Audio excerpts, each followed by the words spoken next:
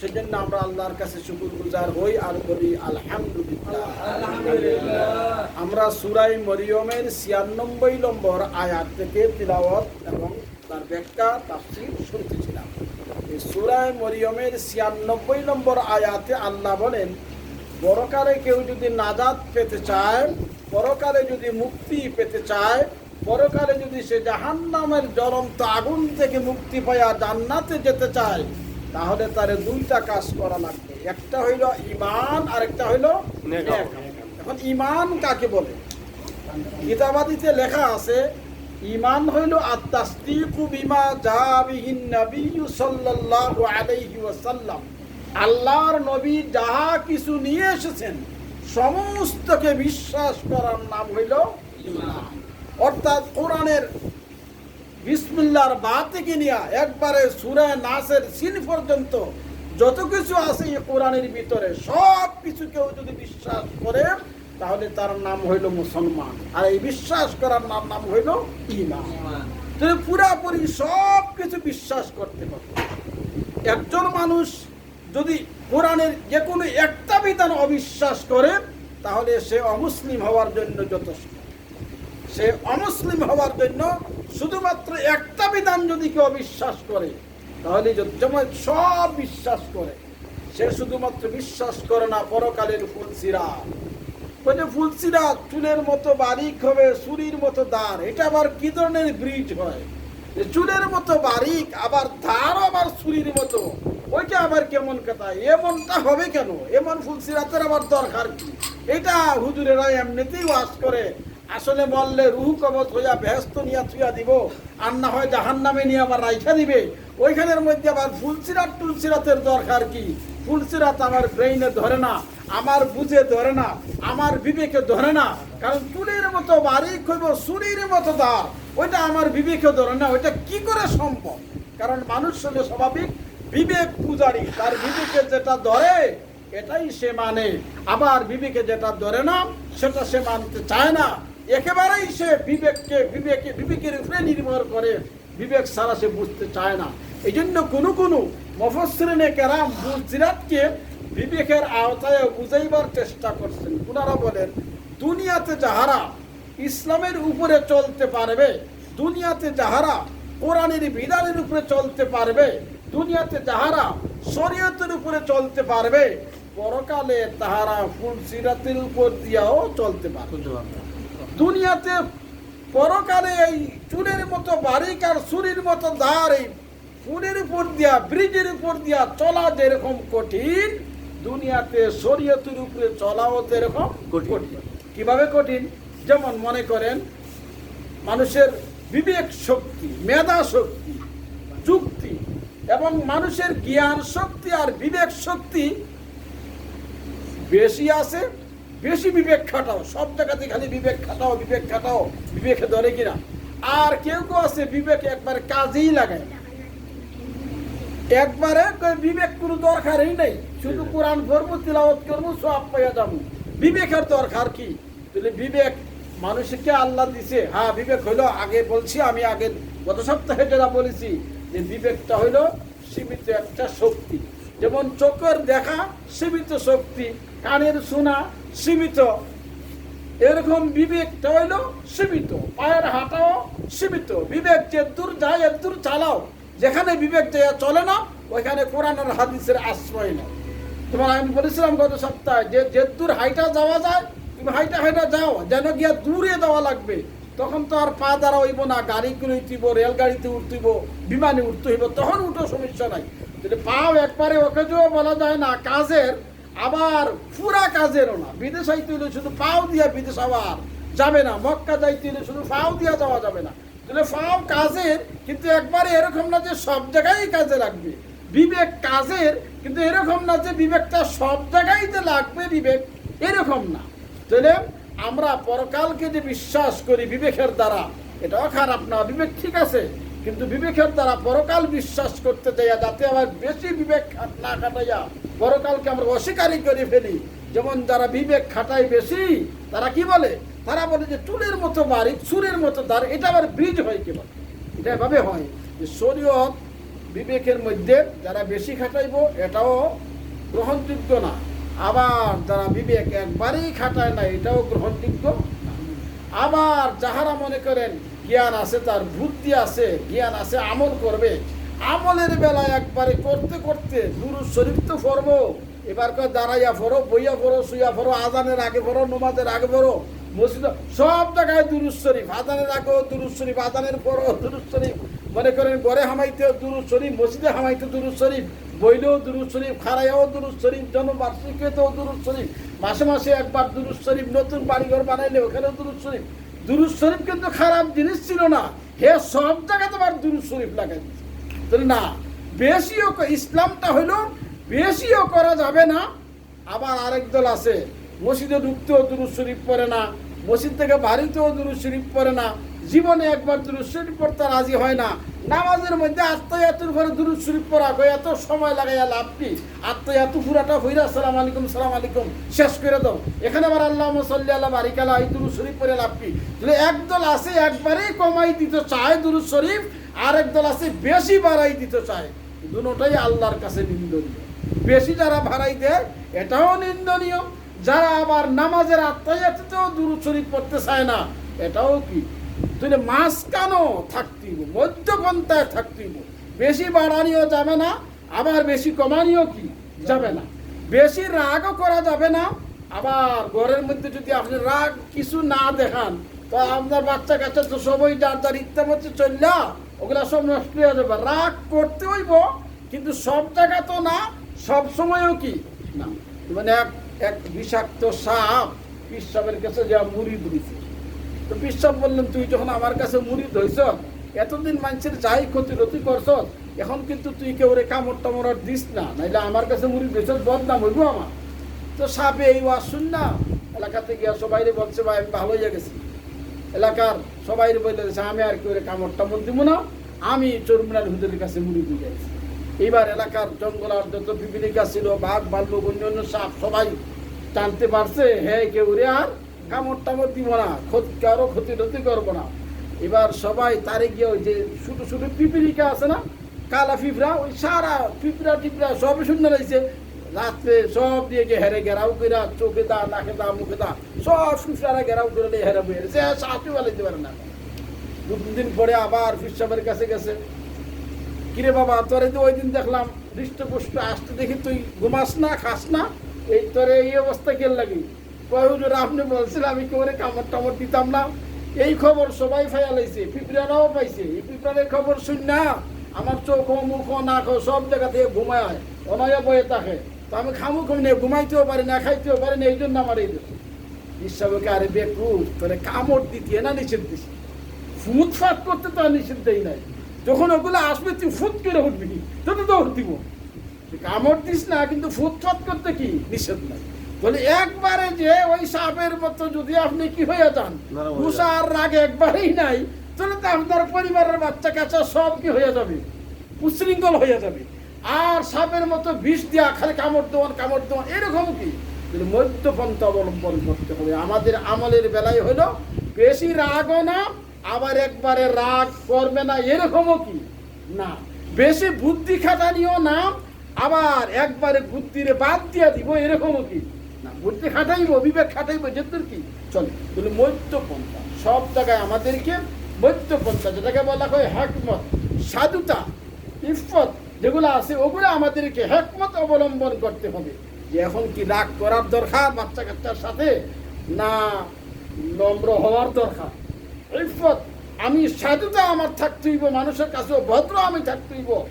এই জন্য হইল আমার ওয়াস্তা, yani আমি মধ্যপন্থা আমাকে অবলম্বন করতে হইব। যদি মধ্যপন্থার মধ্যে যেমন আমলের ব্যাপারে মধ্যপন্থা, কেউ আছে জোশ দেখায়, বক্তব্যের সুযোগ পাইলেই পেরায়, মনে করেন মাইকটেক বাঙ্গালা, সব জায়গায় যদি এভাবে মাইকটেক বাঙ্গালা তো হইল না। যদি রাজনৈতিক মঞ্চ হয় সমস্যা নাই, চিল্লানি দেন দূরে, যত চিল্লাইবেন তত ভোট বাড়বে, এটা তো অসুবিধা নেই। সব জায়গায় গিয়ে যদি চিল্লানি শুরু করে না, সব জায়গায় জুস দেখানো কি, সব জায়গায় জুস দেখানো যাবে না। জুস তো দেখাইবেন ইমানি জুস, কিন্তু সব জায়গায় আবার কি যেন বুঝবেন জুস দেখাইলে কাজে লাগবো, ওইখানে জুস দেখাও। আর যেন বুঝবেন জুস দেখাইলে কিল খাইয়া বাড়ির ফিরে হওয়ার লাগবো, ওইখানে আর জুস দেখাইও না, যেমন শাহজালাল মাজারে আমাদের কাতিয়ার সাহেব হুজুর রহমতুল্লাহ মারা গেছেন, উনি ফজরে আইছে, তো উনি একটু গরম মানুষ, ছাত্রটাকে হুজুর ফজরের সময় আইছে, বন্দারা তো ফজরের সময় ঘুমায় মাদারের আশেপাশে, তো হুজুরের দেখলে বাড়ি টাড়ি দিব, হয়তো আবার যদি সমস্যা হয় তো হুজুরের পিছিয়ে পিছিয়ে ছাত্ররাও দেখতেছে, তো হুজুরে কিন্তু বাইরে খুব দিনে খুঁজে ডেটারই ঘুমো ফজরের আদান হয়েছে, এখন খালি মারতেছে বাইরে, যেই ঘুমাজকের লাগে বন্দরাটে বাইরে যেতেছে কাতিয়ার সাহেব, তো খুব মারামারি করলো এলাকাতে, হুজুর আইছে জলদি উঠ। বন্ধরা কই কি হইলো, আমরা যে নমাজের পরে যখন ইমাম সাহেব যিনি আছে মাদার মসজিদের ইমাম সাহেব, উনি আবার হুজুরে ডাকছে, এদিকে আসো, বয়সে ছোটো, তুমি এই লাঠিমাটিরে দৌড়াদৌড়ি করছো কেন লাগে ফজরের আগে, দুজনই বুজুর্গ।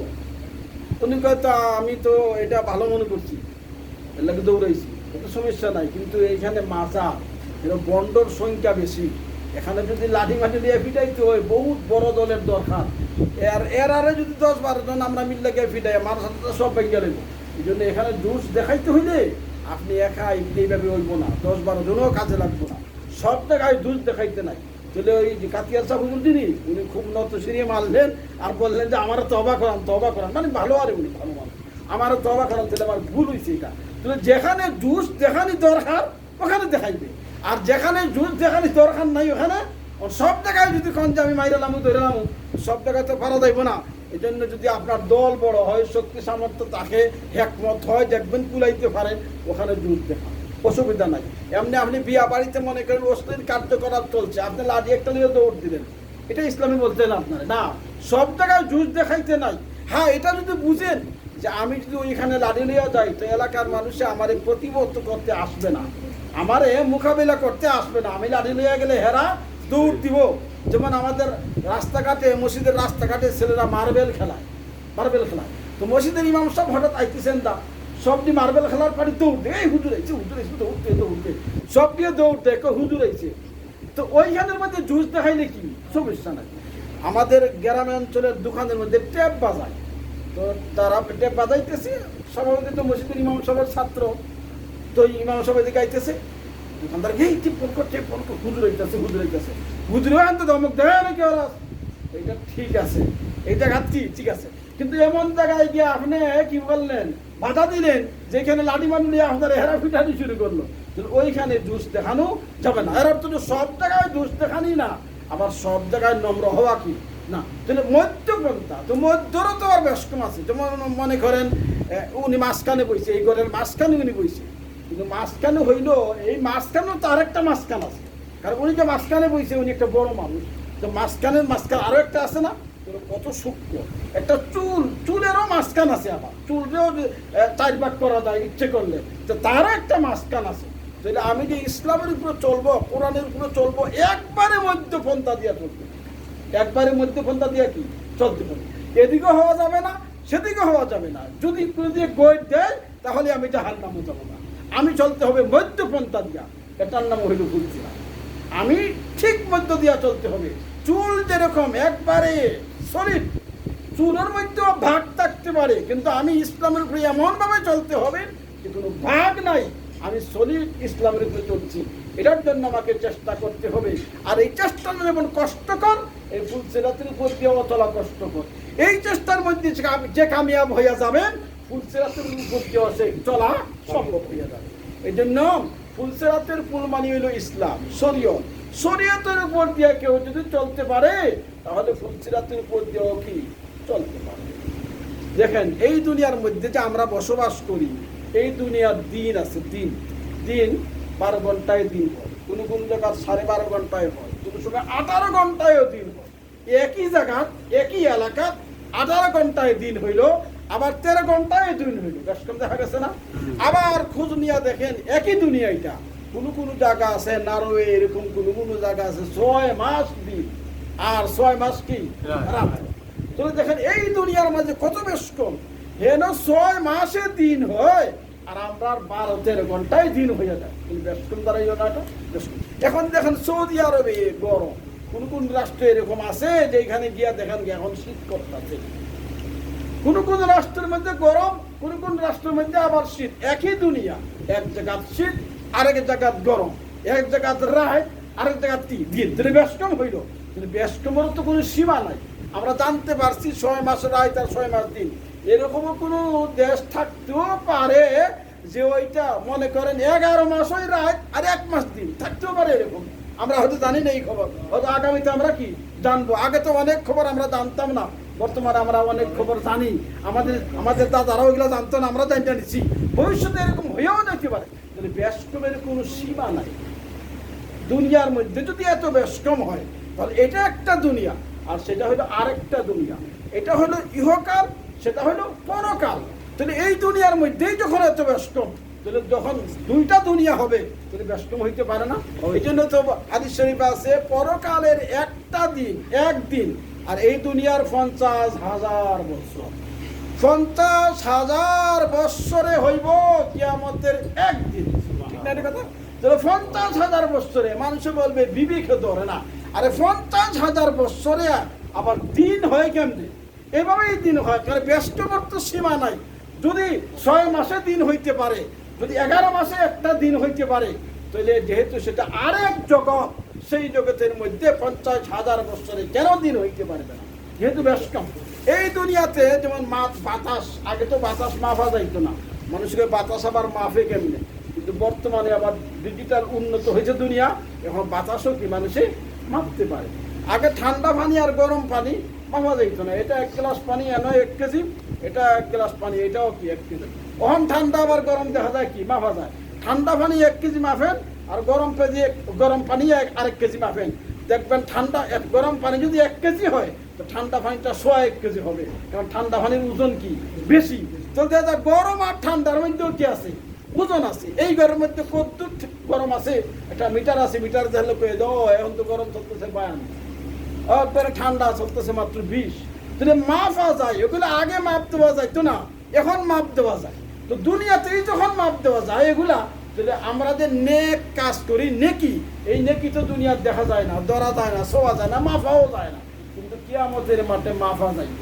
কিয়ামতের মাঠে কি মাপা যাবে? যেহেতু দুনিয়াটা ব্যস্তম হবে, ইহজগৎ পরজগৎ, ইহজগতে যাহা মাপা যায় না, পরকালের মধ্যে সেগুলা কি মাপা যাবে।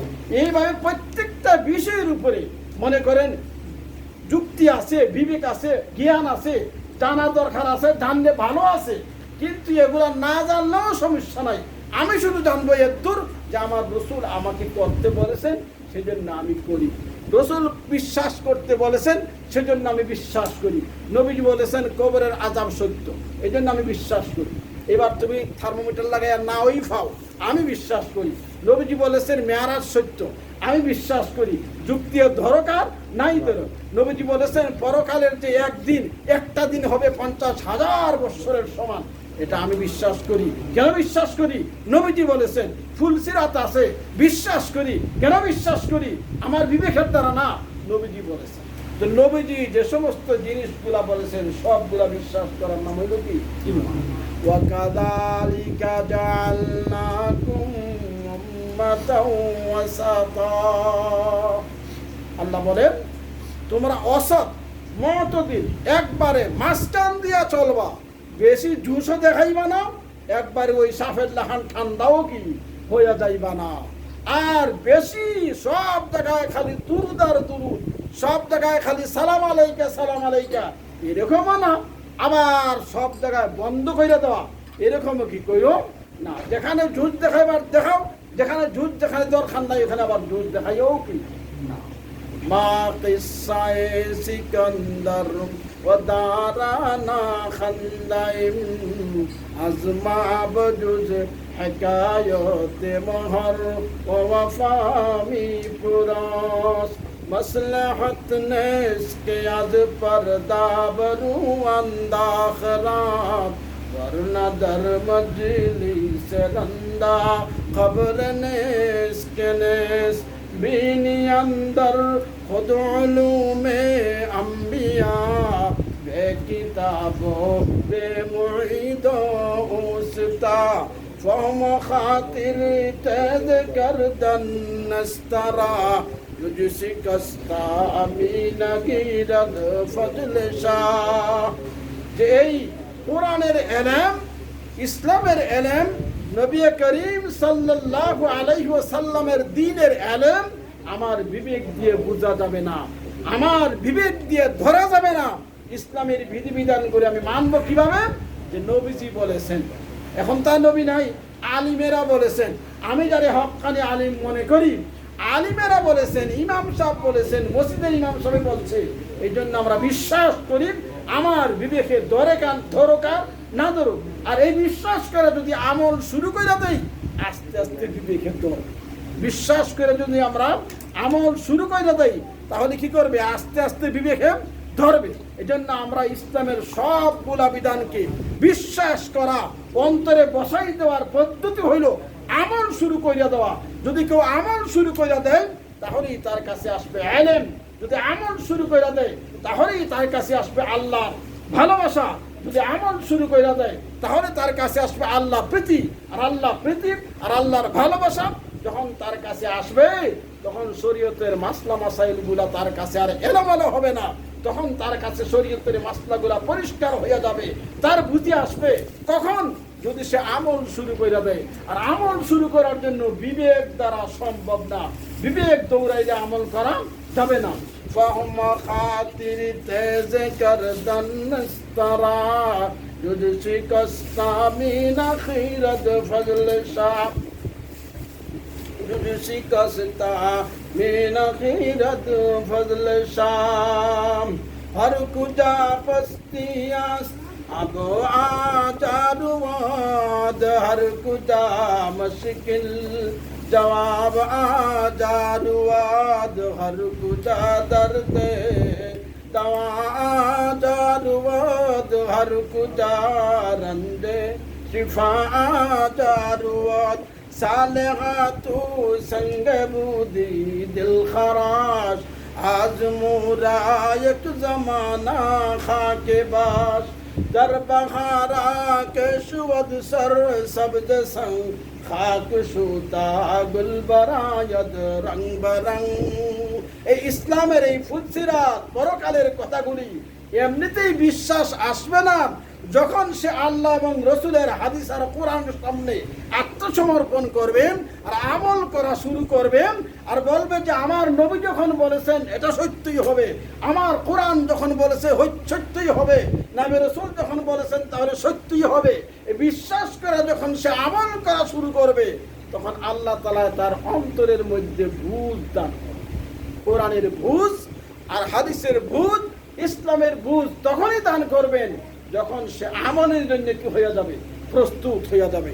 এই জন্য আমাদের কাছে বড় কাজ হইল আমল, যে আমরা আমলও লাগিয়ে যাই, যে যেদূর পারি আমল করতে শুরু করি। আমি তো অনেক সময় বলেছি যে কঠিন আমলগুলা যদি আমি বলি, আপনি রাত্রে 2টার সময় ঘুমোতে উঠবেন, 8 রাকাত তাহাজ্জুদের নামাজ পড়বেন, এরপরে মনে করেন 12 তাসবিহ আদায় করবেন, সুবহানাল্লাহ 100 বার, আলহামদুলিল্লাহ 100 বার, আল্লাহু আকবার 100 বার, আস্তাগফিরুল্লাহ 100 বার। যদি আমি এই ওয়াজ করি, কেউ আমার ওয়াজ দাম দিব না, বলবে হুজুর আপনি তো আদাইরা খান, গজাইরা গীত গান, আমরা ওয়ার্কশপ কাজ করি সারাদিন, আপনি তো নামাজ পড়ে আসার পরে ঘুমাই থাকেন, এই জন্য আপনি 2টার ওয়াজ করেন। আমরা আল্লাহ খান হইলে আপনি আর এই ওয়াজ করতেন না, সেই জন্য আমি এই ওয়াজ করি না যে তাজুদের নামাজ পড়ে আপনি ফিরসা হইবেন। ঠিক আছে, যেটা আপনার জন্য প্রযোজ্য, আল্লাহ তো এটা বলেন নাই যে তুমি ওই সময়ই উঠতে হবে। হ্যাঁ ঠিক আছে, অসুবিধা নাই, তুমি যে অবস্থায় আসো সে অবস্থার থেকে আল্লাহর স্মরণ করো, মনে মনে আস্তে ধীরে যে সময় সুযোগ পাও বলো আস্তাগফিরুল্লাহ, আস্তাগফিরুল্লাহ, আস্তাগফিরুল্লাহ, সুবহানাল্লাহ, সুবহানাল্লাহ, আল্লাহু আকবার, আল্লাহু আকবার। যে যে অবস্থায় আছি আমরা সে অবস্থা থেকেই মনে করেন ঘুমাইতে যাবো, তাহলে আলহামদুলিল্লাহ 3 বার কুল হুয়াল্লাহ পড়ি, একটু সময় পাচ্ছি একটু তিলাওয়াত করি, আর কিছু না পারলে আমরা আলহামদুলিল্লাহ জানি। তাহলে আমরা যে যে অবস্থায় আছি আমরা সেই অবস্থায় আমাদেরকে আমল শুরু করতে হবে। আমল সে জিন্দগি বনতি হয়, जन्नत भी और जहन्नम भी ये खाक अपनी फितरत में ना नारी है ना नूरी। কেন মানুষের আমল দ্বারাই তার জীবন বনবে। আমি যদি ভালো আমল করি তাহলে পরকালে ভালো হয়ে যাব, আর খারাপ আমল করলে খারাপ হয়ে যাব। আল্লাহ তো রহমত করবে ঠিক, আল্লাহ তো মায়া আর মহব্বত করবে ঠিক, কিন্তু ইন্নাল্লাযীনা আমানু ওয়া আমিলুস সালিহাত, যাদের ঈমান আছে আর নেক আমল আছে। কি আছে? ঈমান আর নেক আমল। কি আছে? ঈমান আর নেক আমল। ঈমান আর নেক আমল থাকলে না আল্লাহ তোমারে কি করবে? মহব্বত করবে। আল্লাহ তার রহমতের দ্বারা তোমারে রহমতের নজরের দিকে তাকাইয়া হয়তো ডাক দিবে, বান্দা তুই জীবনে অনেক গুনাহ করছিলি, কিন্তু যা আমি আল্লাহ মাফ করে দিলাম। কারে বলবে? যার ঈমান আছে আর নেক আমল আছে। যার ঈমান আর নেক আমল নাই তারা তো আল্লাহ রহমত করার কি কথাই না। সেই জন্য আমাদের কি ঈমান রাখতে হবে মজবুত, যে কোরআনে কারিমে আল্লাহ যে সমস্ত জিনিস বয়ান করেছেন সবগুলো হক এবং সত্য। আর সেই ঈমান, সেই হিসাবে আমরা কোরআনের উপরে আমল করব, হাদিসের উপরে আমল করব। আল্লাহ তাআলা আমাদের সকলকেই কোরআন আর হাদিসের উপরে যে যে অবস্থায় আছি সে অবস্থায় থেকেই যেন আমল করতে পারে। আল্লাহ তৌফিক দান। আমরা তো আমল করবই, আমাদের আবার ছেলে পেলে আছে, ছেলে পেলেরা দিনের লাইনে চালাইবার চেষ্টা করি। সকলেই চায় আমার ছেলেটা উকিল হোক, অনেকেই চায় আমার ছেলেটা ভালো একটা ডাক্তার হোক, দরকার লাগে সৌদি আরব 3 বছর থাকবে। সকলেই মনে মনে ভাবে আমার ছেলের একটা ব্যারিস্টার বানানো, দরকার লাগলে সৌদি আরবে আমার মরে যাবো না। এরকম মানুষ আশা করে না? আশা করে, কিন্তু আশা করলেই কি তার ছেলে ব্যারিস্টার হয়ে যায়? অনেকের ছেলেই হয় না।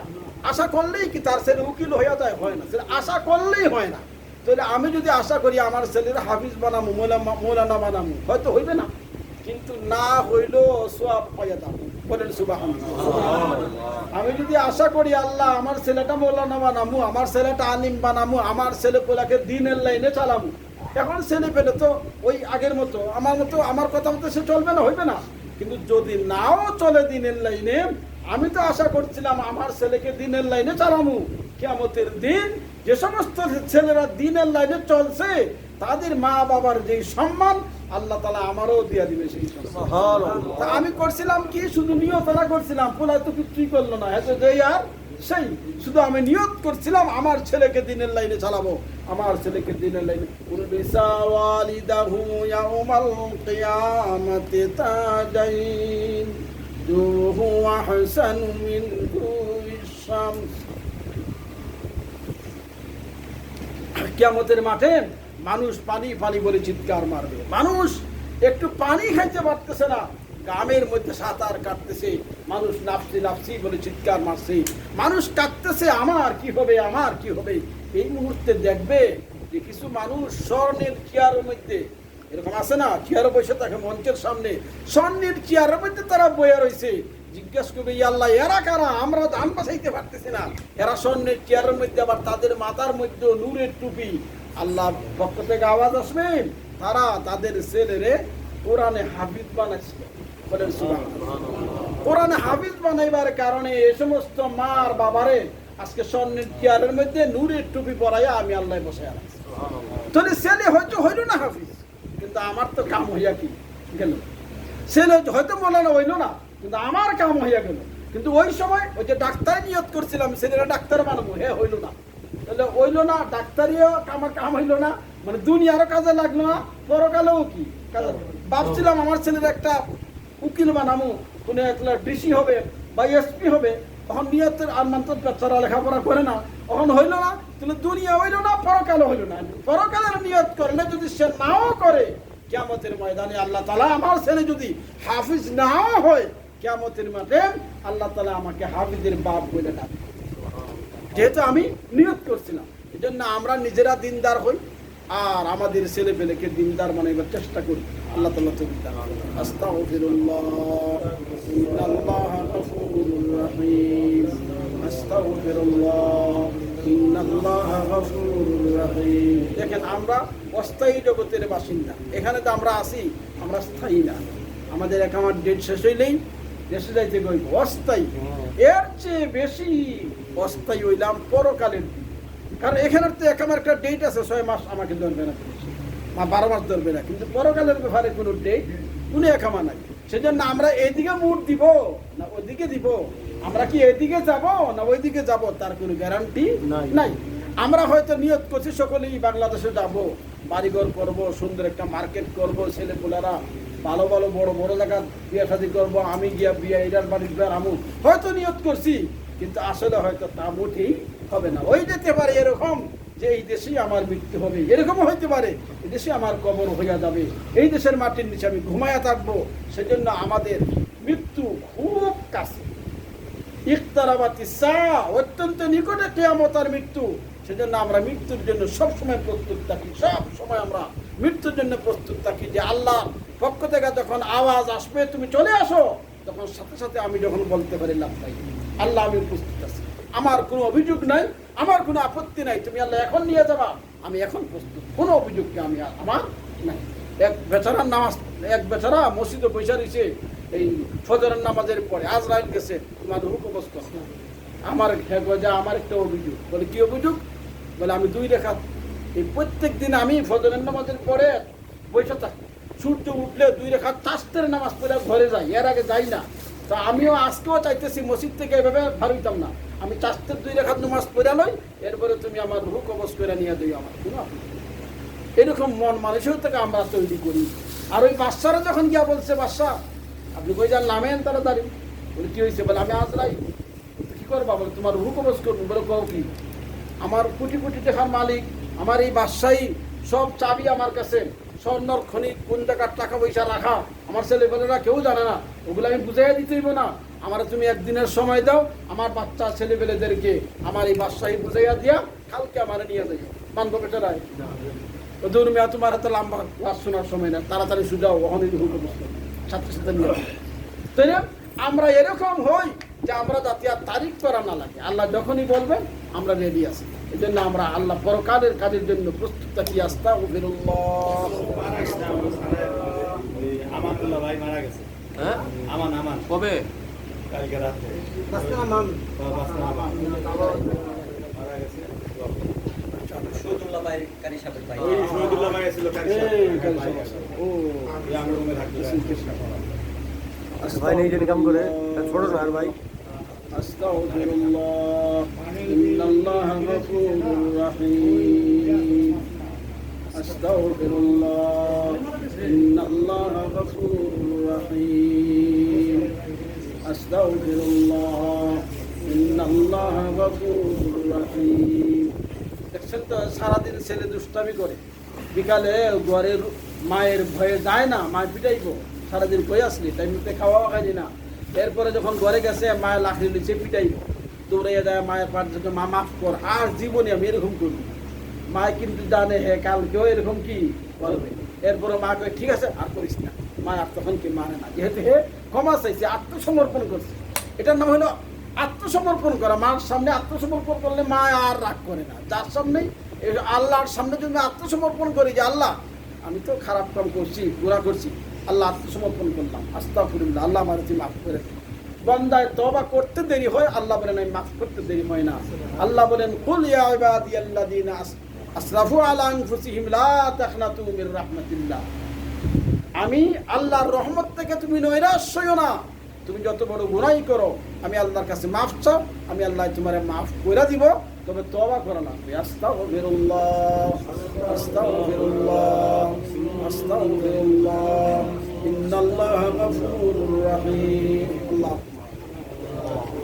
اللهم أنت ربي لا إله إلا أنت خلقتني وأنا عبدك وأنا على عهدك ووعدك ما استطعت أعوذ بك من شر ما صنعت أبوء لك بنعمتك علي وأبوء لك بذنبي فاغفر لي وأبوء لك بذنبي فاغفر لي। الله تعالى আমরা তোমার তৈরি দুনিয়াতে আসার পরে আল্লাহ আমরা বালিগ হওয়ার পর থেকে নিয়া যত গুনার কাজগুলা করেছি, এই গুনাহগুলার যদি নিজে নিজে হিসাব লাগাই তাহলে জাহান্নাম ছাড়া কোনো পথ দেখি না। আল্লাহ যেই নাকি আমরা করি, যেই নামাজ আমরা পড়ি, এই নামাজ আর রোজা দেয়া তোমার তৈরি জান্নাতের আশাও তো করতে পারি না।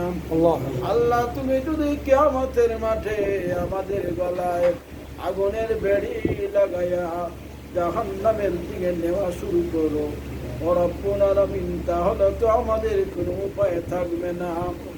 আল্লাহ কোরআনে পাকে তুমি বলেছো কুতিয়াত লাহুম সিয়াবুম মিন নার, জাহান্নামীদেরকে আগুনের পোশাক পরিয়ে দেওয়া হবে ইউতা বিজাহান্নাম লাহা সাবউনা আলফা জামামিন মা কুল্লি জামামিন আলফা মালাকিন ইয়াজুরুনাহা আল্লাহ জাহান্নামী ব্যক্তি জাহান্নামে যেতে চায় না ফেরেশতারা ধাক্কায় সে জাহান্নামে যায় না এইবার আল্লাহ বলবেন সে যখন জাহান্নামে যাইতে চায় না জাহান্নামে তার কাছে নিয়ে আসো এইবার জাহান্নামের মধ্যে ৭০,০০০ লাগাম লাগায়া একটা লাগামের মধ্যে ৭০,০০০ ফেরেশতারা ধরবে সেকেন্ডের ভিতরে জাহান্নামকে তার সামনে নিয়ে আসা হবে আল্লাহ বলবে বান্দা তুই জাহান্নামে যাস না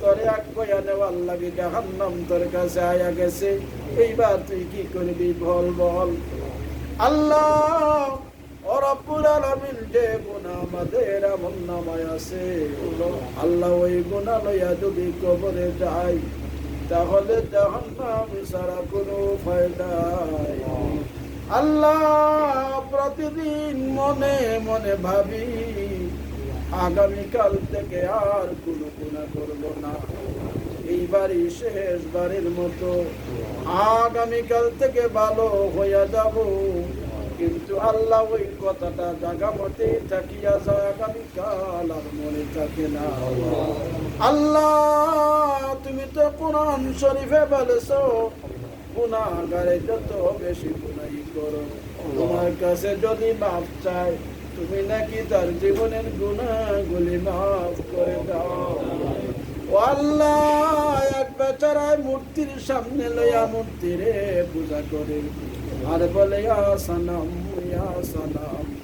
৭০ বছর মূর্তিরে মূর্তি মূর্তি বলিয়া ডাকে ৭০ বছর পরে তোমারে ডাক দিছে ইয়া সামাদ কুল হুয়াল্লাহুস সামাদ সঙ্গে সঙ্গে তুমি জবাব দিছো বান্দারে ৭০ বছর পরে আমি আল্লাহর কথা কি তোর মনে হইয়া গেল কি জন্য ডাক দিছিস আমি আল্লাহরে তুই বল আল্লাহ তুমি ৭০ বছর পরে ডাক দিলে সাড়া দেও আল্লাহ ইউনূস আলাইহিস সালাম রাতের অন্ধকারে দরিয়ায় ঝাঁপ দিছে মাছে রুসলবির খায়া ফেলেছে মাছ এবার দরিয়ার বিরাট সমুদ্রের নিচে দিকে চলে গেছে ওইখানে গিয়ে ইউসুফ নবী ডাক দিছে আল্লাহ তুমি আমারে মাফ করে দাও আল্লাহ তুমি ইউসুফ নবীর ডাকে সাড়া